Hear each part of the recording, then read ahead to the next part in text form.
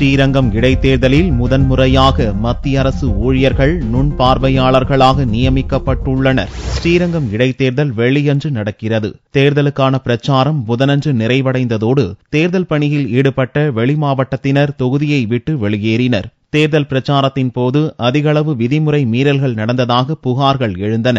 இதையடுத்து தமிழக தலைமை தேர்தல் அதிகாரி சந்தீப் சக்சேனா ஒவ்வொரு ஓட்டுச்சாவடியிலும் ஒரு நுண் பார்வையாளராக மத்திய அரசு ஊழியர் நியமிக்கப்படுவர் என்று உத்தரவிட்டார். இதன்படி வியாழக்கிழமை அன்று திருச்சி கலெக்டர் அலுவலகத்தில் தேர்தல் பொது பார்வையாளர் பல்கர் சிங் தலைமையில் நடந்த கூட்டத்தில் நுண் பார்வையாளர்களுக்கான அடையாள அட்டை மற்றும் பணியிடம் குறித்த உத்தரவு வழங்கப்பட்டது. 322 ஓட்டுச்சாவடிகள் உள்ள நிலையில் கூடுதலாக 355 பேருக்கு பணியிடம் குறித்த உத்தரவும் அடையாள அட்டையும் வழங்கப்பட்டன.